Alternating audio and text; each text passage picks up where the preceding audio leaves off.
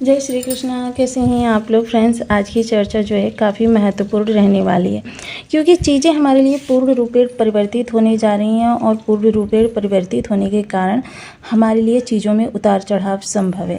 अब ये उतार चढ़ाव किस तरीके से रहने वाला है, क्योंकि आज हम चर्चा कर रहे हैं आपके राशिपति की। आपके राशिपति जो कि कंफर्ट को दिखाते हैं, कंफर्ट के साथ साथ ये व्यक्ति के चार्म को बढ़ाते हैं, आकर्षण को बढ़ाते हैं और विशेषतः ऐश्वर्य को बढ़ाते हैं, प्रेम के कारक होते हैं और जीवन में आपके पास चारों तरफ से प्रभुत्व, लोग आपको राजा के समान सम्मान दें, राजा के समान आपका जीवन हो, यह सब शुक्र के प्रभाव से ही संभव है। शुक्र वर्तमान में जो हैं वो केतु के साथ आपके सुख भाव में विराजित हो रहे हैं। अब केतु के साथ शुक्र का सुख भाव में विराजित होना, क्योंकि शुक्र चतुर्थ स्थान पर अति विशिष्टकारी हो जाते हैं और अति विशिष्टकारी हो जाते हैं ये अपने ही स्थान से, यानी कि लग्न से चतुर्थ बैठे हुए हैं, केंद्र के स्वामी होकर केंद्र में ही बैठे हुए हैं, जिस कारण से इनका प्रभाव इस समय पर आपके लिए काफ़ी शानदार रहेगा।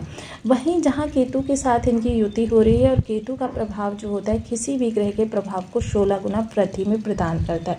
जिस समय पर हम ये वीडियो क्रिएट कर रहे हैं या जिस समय पर ये आपके सामने जाएगा, उस समय शुक्र की जो डिग्री होगी वो 5 डिग्री होगी और डे बाय डे अब शुक्र अपनी डिग्री को बढ़ाने वाले हैं। और इस पूरे समय काल के दौरान जहाँ शुक्र जो है मघा नक्षत्र से गोचर करेंगे और मघा को पूर्ण करने के बाद ये तुरंत पूर्व फाल्गुनी नक्षत्र में चले जाएंगे। दोनों ही नक्षत्रों के अंतर्गत शुक्र का प्रभाव किस तरीके से रहेगा, इस विषय पर चर्चा करेंगे। केतु का जो नक्षत्र है मघा, जहां ये इस समय शुक्र के प्रभाव में 16 गुना वृद्धि करेगा, वहीं पूर्व फाल्गुनी नक्षत्र स्वामी सूर्य जो वर्तमान समय में आपके धन स्थान में बैठे हुए हैं।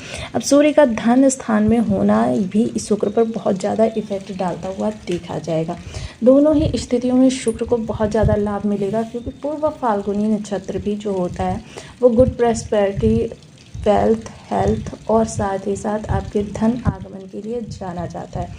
वैसे तो यदि देखा जाए तो शुक्र के पास एकमात्र दृष्टि सप्तम दृष्टि होती है, लेकिन केतु का साथ होने के कारण शुक्र के पास इस समय 2 अतिरिक्त दृष्टियाँ भी वर्क करती हुई देखी जाएंगी।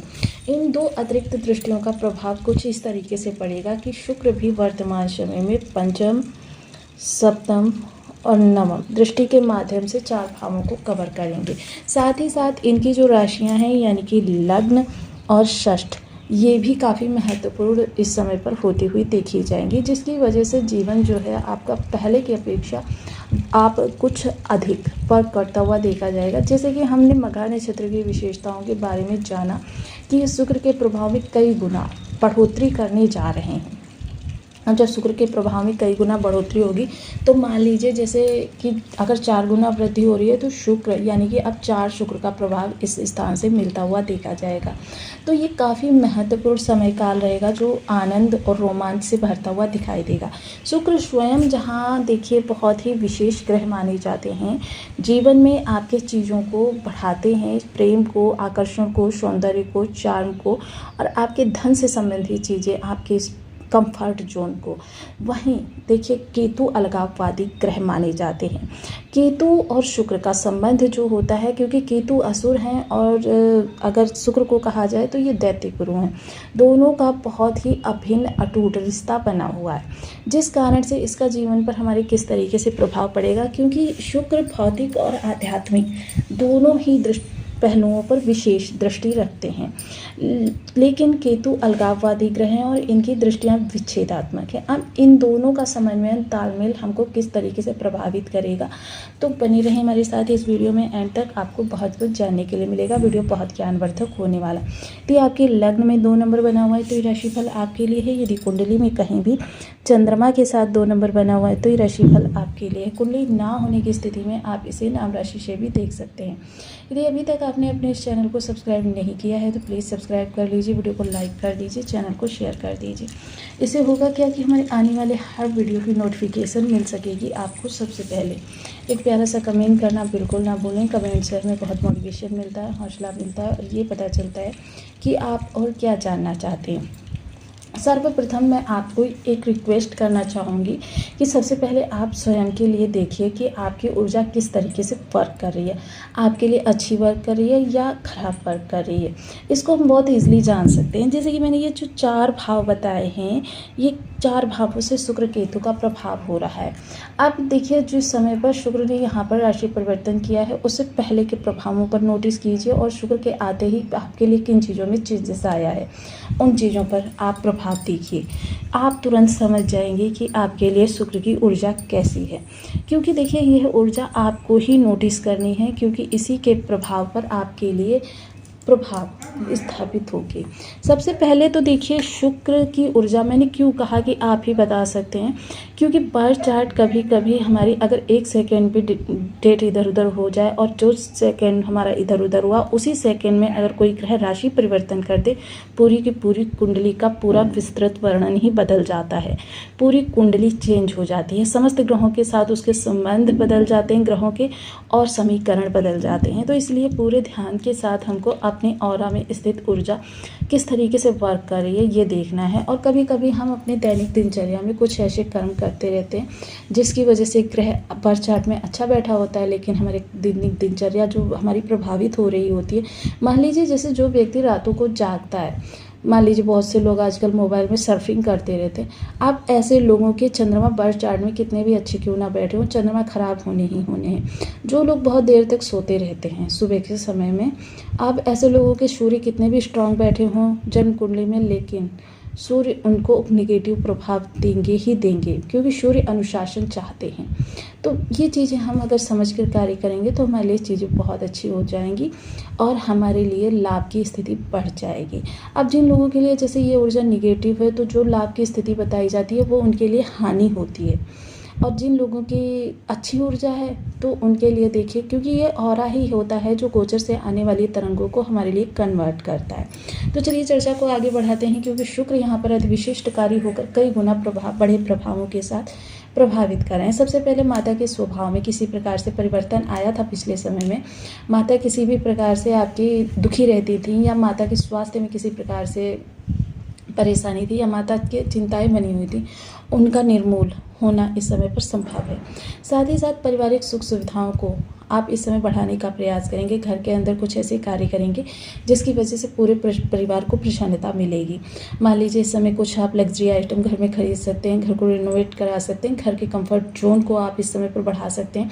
मान लीजिए ये सारी चीज़ें इस समय आपके लिए बहुत अच्छी रहेंगी। परिवार के सभी लोगों की सुख सुविधा के लिए किए जाने वाले कार्य इस समय काफ़ी आपको आंतरिक सुख देंगे।